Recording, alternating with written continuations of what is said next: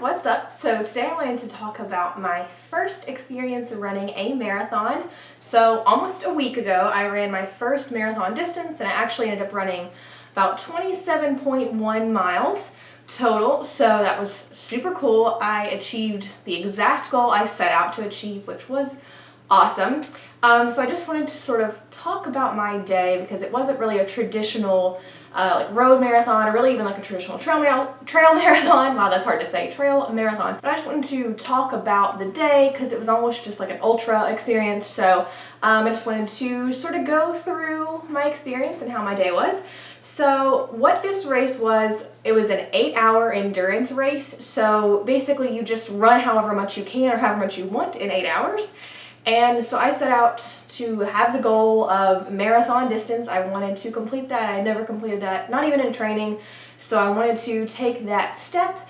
I set that goal, oh my gosh, I think sometime last year, like sometime last fall. At the latest, it was like early this year, like sometime in the winter. So yeah, I set that as my goal many months ago, and I'm so pleased that I actually achieved it.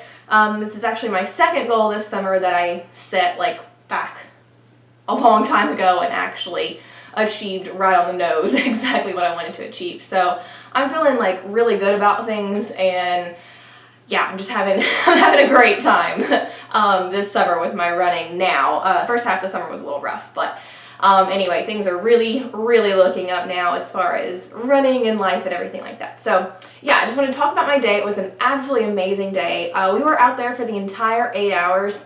And it honestly did not feel like 8 hours. Like, we actually all said that to each other, me and the people I ran with. We were like, wow, that went really fast. We actually had a really good time. I thought it was going to be grueling because some of the training runs that I've done that were, 20-ish miles or so were rough. But I actually had an absolutely fantastic time. I'm already looking forward to next year. Like, it was just such a great day. So, like I said, it's an 8-hour event, and the course is just a looped course. The distance of that loop is about 3.45 miles. And so you just basically run that loop however many times you can or want to in 8 hours.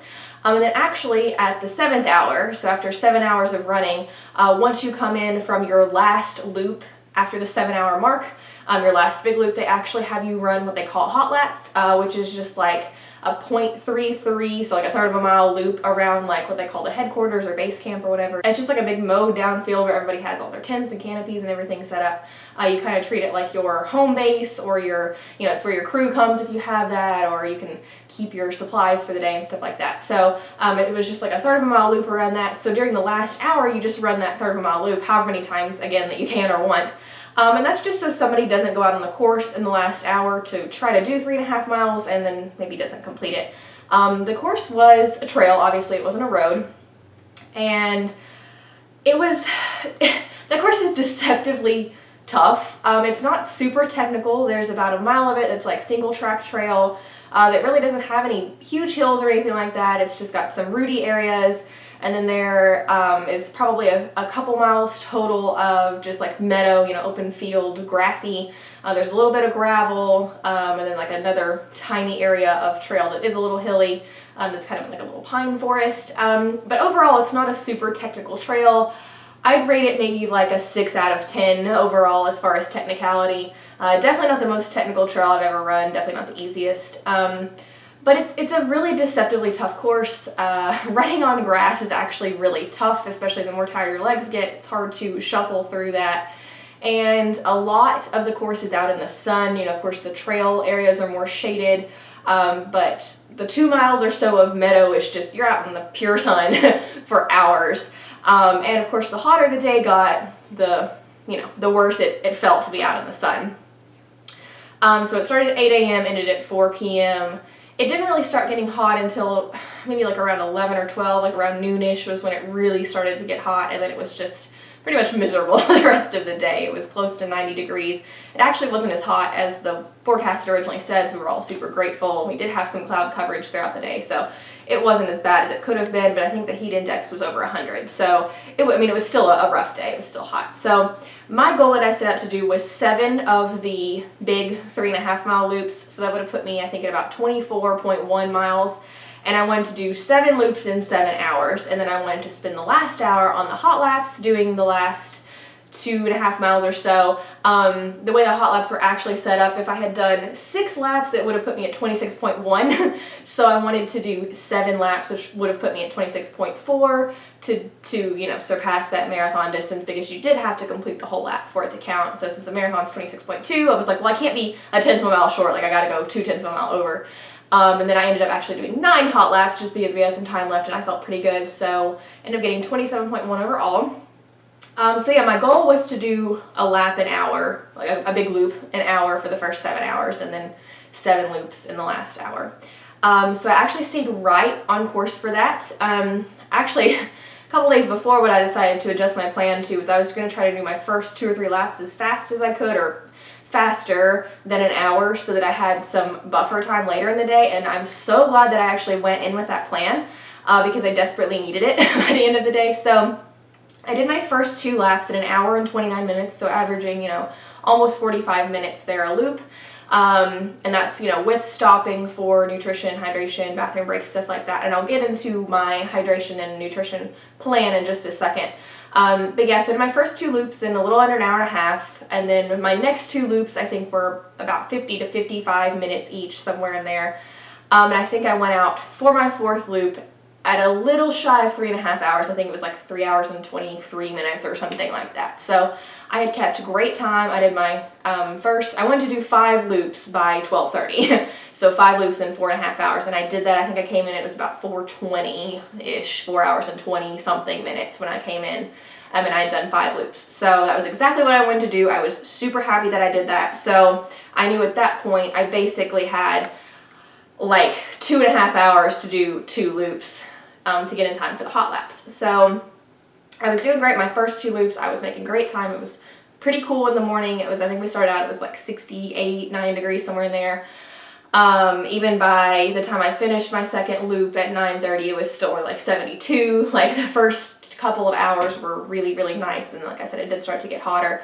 But the first couple loops I made great time. I stopped for like 2 minutes tops at my little crew aid station to get my nutrition and hydration, and everything was just going great. Even actually after, like I said, my next couple loops were a little slower, but I was still feeling good after my first 4 loops at about 3 hours and 20 minutes or so. And then when I set back out for my 5th loop, that's when everything kind of came crashing down just a little bit. So I'd actually stopped by the bathroom, the porta potties. They had probably, it was towards the beginning of the loop, probably about 0.4 miles away from home base. So once I left the potty, I had probably about 3 or so miles to go to finish the loop, to get back to base camp. And I couldn't just like turn around and go back to camp at that point. I had to complete the loop. So I left the porta potty and my foot was starting to ache. My right foot, on the outside of my right foot, like sort of the outside of the arch, I guess you might say. Sort of the top of my foot down to the side, kind of like where my ankle connects to my arch, I guess is the best way to describe that. I started feeling this pain, and I honestly didn't know what the pain was. It was just pain. So I completed the rest of the loop, about 3 miles, and I was sort of doing a walk jog type thing. I probably looked pretty rough. I was running when I could, when I felt like it, but I was actually running more on my toes, which isn't good. I'm a mid-foot striker. I've trained for years to get myself to that point, but the mid part of my foot was what hurt to put pressure on. So I was kind of running on my toes a little, trying not to heel strike, but you really shouldn't run on your toes either. And so I was walking at some points, but it actually even hurt to put weight on the foot at all. So I was sort of like hobbling, and then it got to the point where it was almost better to run, but then it was like, it would get too painful to run, so I go back to walking for a while, and it was really slow. It took me, I'd say, about an hour, maybe a little bit over, maybe like an hour and 5, somewhere in there, to complete that loop. So obviously things started to get drastically slower at that point, and I actually came in after that loop, and I looked at my pacer, and I was like, I really need you. Like, I was in a bad mental place, and, you know, I was discouraged and physically in pain, and so I was like, I need you. And he had actually been having issues with his hydration and stuff like that, so he didn't feel ready to go out on that loop with me. And so I changed shoes. I'd been wearing a pair of Brooks trail shoes, which I think honestly probably have seen their last days. Like, that was probably their last run, that race. They probably are a little older than I realized, a little more worn out than I realized. So I actually put on a pair of road shoes that were a little looser and much newer. And I looked at my friend who was crewing me and I was like, look, I'm going to do this one last loop, and if my foot's still hurting this bad, I'm done. I took some painkillers, took in lots and lots of salt. So I guess now is a good time to maybe break into my nutrition and hydration segment here. So I set out with a hydration belt that had 2 bottles in it, and I did one with just water and one with what's called Noon. It's spelled N-U-U-N. And it's basically just electrolytes. Like it's like a little tablet that you just dissolve in water. It's like fancy Gatorade, but like the balances of sugar and potassium, things like that, or sodium, it's all a little different than Gatorade. But it's basically just like an amped up version of Gatorade. It's the best way I know to put it. So I actually had, what I had done is, it's like 1 tablet to 16 ounces of water. So what I did was I just dropped 8 tablets into a gallon of water and like a gallon jug, and I just had that out there in my cooler with me. And so my friend, a couple of my friends that come out to crew, my friend that was kind of the crew chief, I guess, whatever, he was filling my, 1 bottle with water and 1 bottle with Noon every lap that I came in. And then I was also doing goo. It's just a brand of gel. It's a GU, it's just spelled that way. But it's got like, caffeine. I got the ones with caffeine, it's sodium, amino acids, all kinds of other stuff, carbs, whatever. Just like stuff that you need to, keep fueling your body. And so I was doing a goo after every lap. I had my Noon and my water on me and my hydration belt. And I was also trying to eat a little bit of solid food. I had some pretzels, some gummy bears, some like protein packs, stuff like that out there, just to try to, have a little bit of fuel. But I wasn't doing very well with the solid food. I did not want it. My body didn't want it. Every time I would try to shove food in my mouth, I would like gag or feel sick, whatever. So I wasn't eating a lot of solid food. I was mainly doing the goo. I was eating some pickles, and I was drinking the pickle juice as well. But I think what I did was I waited too late to start doing that. I don't think I ate a pickle or drank the juice until maybe after the 3rd or 4th lap. So the first couple laps, even though I didn't feel like I needed more salt, more sodium, I should have had it. So that was something I definitely learned. And then also, like I said, I had my hydration belt for the first 3 laps, and then it was starting to kind of hurt my stomach, like the band was around my waist, and so it was starting to hurt my stomach. And I have GI issues anyway, especially when I run, and I didn't want to have any that day, and so I was like, I'm going to get this pressure off my stomach, and so I actually switched to my handheld bottle, and I was just carrying 1, and I should have probably had 2 if I was going to do this, but I didn't, I just had the 1. And so what I was doing, instead of having 1 water and 1 Noon, I was having my friend's mix, doing half water and half Noon. So basically what it was Noon that was really diluted. And so at the rate that I was drinking it, it just wasn't enough electrolytes, sodium, potassium, all that kind of stuff. It just wasn't, I wasn't getting enough at the proper rate, I guess. And I didn't realize this until, so yeah, I set back out for my 6th lap. My foot is killing me. I don't know what's going on. And I actually said to my friend like the day before, I was like, I've never had muscle cramps. Like when I'm running, I've never had cramps from lack of salt or whatever. So I don't know what that feels like. Well, I'm almost positive that's what it was, like 99% positive that's exactly what happened, and I just didn't know at the time. So I set out for my 6th lap. I was just walking. I walked the first probably 2 miles of that 3.5 mile loop for loop number 6. And I was trying to keep a decent pace, but at times I would just step weird or whatever, and the pain was just so excruciating that I just kind of have to stop and hobble and limp. And I stopped once and like relaced my shoes to try to, adjust the pressure on the side of my foot, and I was like, oh my god, I don't want to stop. Like, I mean, I guess it's not technically a DNF, because as long as you do 1 loop at that race, you're considered a finisher, whatever. So, I mean, I was on loop 6. I definitely wasn't like I wasn't going to finish the race. I technically was already a finisher. But I wanted that marathon distance, and so I was like, oh my gosh, I'm so close. Like, I don't want to quit, but I'm not going to injure myself. I'm not going to put myself through this pain if there's something seriously wrong. Your pain is your body's way of telling you to stop doing something, to fix something. So I was like, I'm not going to permanently injure myself. At this point, I'm thinking maybe I fractured my foot, like I have a stress fracture or something. Like, I don't know what's going on. I just know my foot is killing me. So I'm about 1.5 miles probably into the loop, and I'm out of Noon and water. Like, my bottle's almost empty. And so I stopped at the first aid station that was on the loop, and I filled up with just Sword, which is basically just another version of Noon. So it's just another like electrolyte drink. And I filled my bottle up completely with pure Sword. And I start drinking that, and probably 5 minutes later, the pain in my foot really like drastically subsides. Like, it's not completely gone, but it's like 75% better or more. Like, I feel great comparatively to how I felt for the last like 2 hours, you know, whatever. And so I get to the top of this big hill and I'm like, I think I'm gonna run.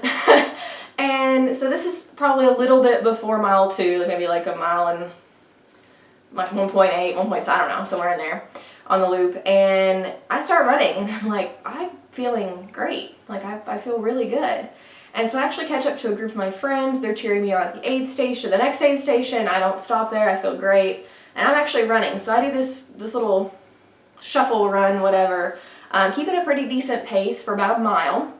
And then actually, one of my friends caught up to me and walked the rest of the mile with me, or walked the rest of the loop with me. He was just walking at this point. And so, because he had just come off an injury, so he was just kind of out there to have fun. And we walked the rest of the loop, and I was like, you know, I'm right on pace, I'm feeling great. It took me maybe about an hour and 15 minutes to do that loop. But that's what I had basically allowed for at the beginning of the race. I was going faster to give myself more time as the day got hotter, basically. Obviously not accounting for a foot injury that hadn't happened yet, or a foot pain, whatever. But I was glad I did it because then I had the extra time. So I come in from loop 6 and I'm like, I'm feeling great. My friend that had agreed to pace me, he was feeling better. He had figured out all of his hydration, dehydration, whatever issues. And he was feeling great, and I was like, I'm gonna go out for this 7th loop. And so I actually just ended up walking the whole thing. Actually, another friend joined us. She was having a great day, and so she just wanted to do another loop. And so we walked this 7th loop, and I came in about 6 hours and 40 minutes. So I had about 20 minutes before the hot lap started. And had I been thinking clearly, or had I maybe not had the foot injury or foot pain, whatever, and had I not been taking the last couple laps so slow, I probably would have gone back out for another 3.45 mile loop.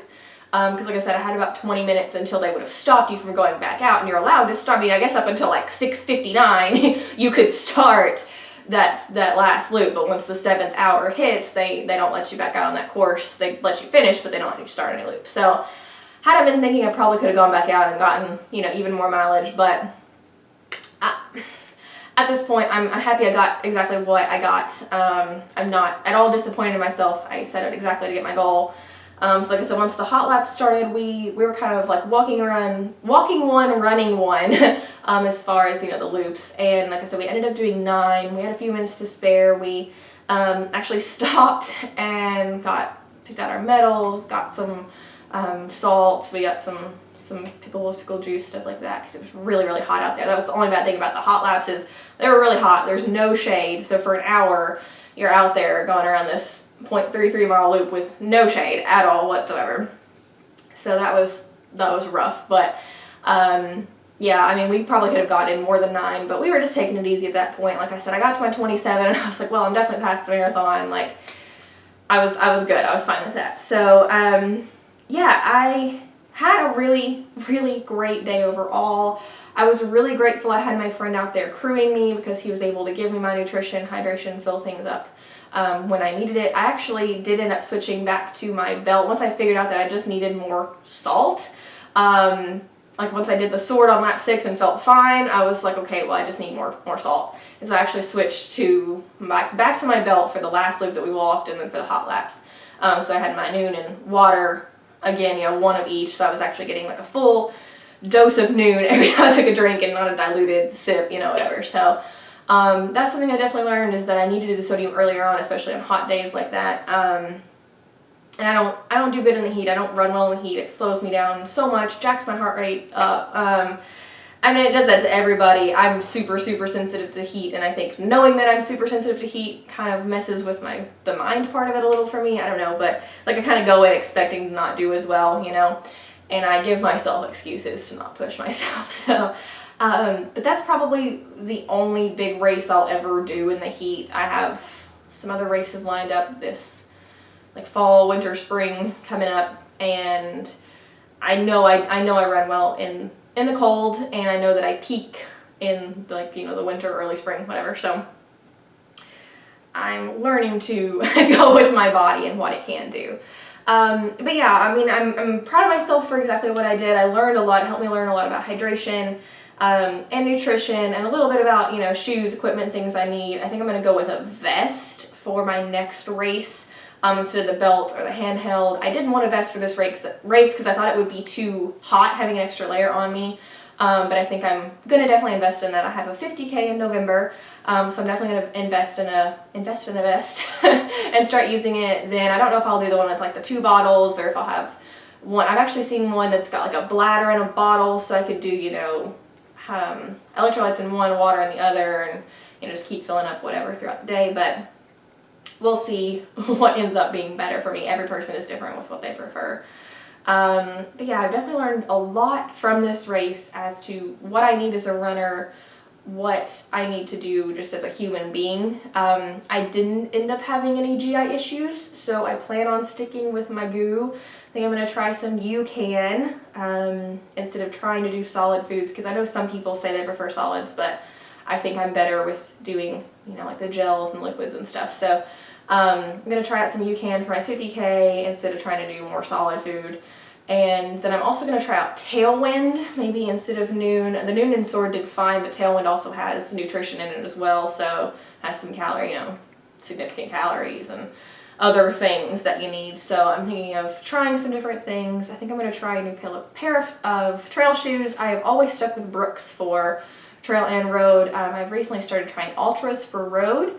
I have a pair that I use sort of on and off. I do not like them for trail, I figured that out. But I think I'm going to try some Topos. I don't like Hoka's. But if any of you guys that are runners have any other shoe recommendations for someone that doesn't really care about the 0 drop, I don't want, you know, like a super, super high drop. I prefer a lower drop, like a mid to lower drop. But I don't really care about 0 drop. I'm indifferent to that. I didn't used to care about the wide toe box because I have a very, very narrow foot, but I'm thinking that maybe in addition to lack of salt, I also probably had shoes that were maybe a little too tight as my feet started to swell, you know, the more miles I put on them. So maybe a little bit of a wider toe box is preferable. So that's why I'm thinking about Topos, because they have a low drop but not 0 drop, and a wider toe box. But yeah, if you guys have shoe recommendations or anything as far as nutrition, hydration, anything like that, feel free to throw it out there. I'm willing to try anything at this point. Like I said, I have about maybe like 10 weeks or so until my 50K. So just a little over 2 months. So I'm definitely going to spend the next few weeks really experimenting with lots of different things on some long runs, you know, figuring out what works best for me. So yeah, this race was awesome. I'm so glad I got my marathon distance in. Because I'm very proud of what I did. There's been a part of me that's like, oh man, if I hadn't had the foot thing, if I hadn't slowed down, if I'd gone back out for, you know, an 8th big loop, could have got 50K. And it's true. I think my actual time on my feet was maybe like 7 hours and 20 to 30 minutes or so. So if I'd gone faster and hadn't rested, I think I definitely could have gotten, you know, 3.9 more miles, you know, 4 more miles, whatever. Because 50K is just a little over 31 miles and I was at 27.1. So I think I could have gotten 4 more miles easily if I hadn't gone so slow and if I hadn't stopped. But I got a 50K in a couple months, so I'm really not that worried. And then I'm actually signed up for a 50 miler in March. So I think the reason why I've been a little, I don't want to say discouraged, because like I said, I'm very proud of myself for achieving my goal, but the reason why I've been a little like, oh, I could have done so much more was, like at the beginning of the summer, me and my friend, we both got it in our heads that we could do 50K at this race. And so the 50K that we're both signed up for in November, we were actually thinking about bumping up to the 50 miler in November. So having that thought kind of in the back of my mind for the last few months, really, it put a little bit of a shadow on this. But like I said, this was my original goal was 26.2 at this, you know, marathon at this, and then 50K in November. And I'm right on track for that 50K. I've just got to, you know, basically maintain my training for the next couple months. And I'll take it a little bit easier in December and then ramp things right back up in January to prepare for that 50 miler in March. I'm right on track to be trained for that. Got another friend who is sort of getting into being a running coach or a trainer, whatever. So getting some advice from him. He's gonna you know, go out on some long runs with me, give me lots of advice over the next few months. So I've definitely got my crew set up, my team set up for success for the next several months. And that's something I wanted to say for sure, is make sure you have a crew with you. A lot of these races you can do uncrewed, like even the 50K that we're doing in November, we're not really taking like a huge crew with us because there's a bunch of us that are going to run the race. Some of us are doing different distances. I think there's only a couple of us doing the 50K. People doing like marathon, half marathon, things like that. But so there's lots of aid stations out there that have food and water and things like that, and probably some sort of hydration and, you know, alternative nutrition. But I'm going to be bringing my own things. I'm going to have, actually my same friend I think is going to be there to help, you know, refill the bladder or whatever I use with my hydration vest, with electrolytes, like my electrolytes that work for me, my, you know, UCAN shakes or gels, goos, whatever that work for me, just in case that's not all stocked at those aid stations, because I'm sure it won't be. So yeah, make sure you have at least somebody with you when you're doing these long races that knows what they're doing, or that at least can like help you out with, you know, providing you with the things you need. And it's just also a huge encouragement to have friends with you. Like I said, you can't do these races alone. I know people that have done like 100 milers uncrewed and they just rely on aid stations and stuff like that. And it's possible. I mean, it's definitely doable, but I think the day was much better because I had my own hydration and nutrition plan and I had people there to help me execute it. So, yeah, I don't know that I really have much more advice. Oh, I did want to show you guys my cool medal. So this race actually hand paints medals. They have people that hand paint the medals. So this is my medal from this year. It's actually not even a metal medal, it's wood. But it's like a little black cat with a moon. Like, how perfectly witchy and cute is that? And actually this is my medal from last year and I didn't even realize how similar they were. It's 3 cats with like a little crescent moon. And so how perfectly they fit together, and it's actually by the same artist. It just has the initials AL on it, so I'm not sure who the artist is, but it's definitely the same artist that did both of these, and I didn't even realize it, I didn't even think about it. So my super cool hand-painted medals. I did do the race last year as well, obviously. Only did 15.5 miles then, didn't really have a plan, didn't really bring my own hydration or nutrition, just went out there to run with friends and have fun. But this year I knew I had a definite goal, and I achieved it, and I'm so excited about that. I'm truly super happy with where my running is and everything else. Like, everything's going really great right now. And this is the shirt. The logo is really small this year. You probably can't even really see any detail on it, but it was like the 5th anniversary of the race, so they were kind of mixing things up, and yeah, it was just a super cool day. I recommend stuff like this for any of you guys who are, you know, trying to get into ultras or longer distances. Pick a race that's got a big time limit like this, like 20, you know, marathon in 8 hours is a really achievable goal for anyone. And I was very undertrained for this. Like I said, my summer running has been very off, so had I actually been trained, I know I could have got the 50K, but it just makes me realize how doable this kind of stuff is. Like, I'm not nervous about my 50K in November now. I'm excited. Like, I'm so excited to maintain my training and just basically not get injured or sick by then and just have a great day. And then I'm like, I know that's not going to be enough because a marathon's already not enough. So I don't want to do 50K. It's like, well, I've already got my sights set on 50 miler and probably eventually that's not going to be enough either. So we'll see. But yeah, I would recommend something like this. It's got a, you know, a longer time limit or whatever. You know, you can kind of pick your own distance. And like the 50K I'm doing in November, I think has like literally a 58-hour time limit. There is all the way up to 100-mile options, but still having 58 hours to complete a 100-miler, like, that's insane.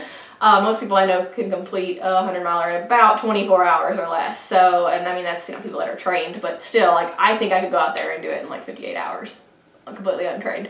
So it's like, you know, it's a super doable race, if you know what I mean. So, find stuff like that to get yourself started. I mean, it's good to have a time goal or a distance goal, whatever, but give yourself something that you can complete, you know, make doable goals for yourself. Don't disappoint yourself. Don't set like this completely unreachable goal and then fail, because it's going to be really discouraging.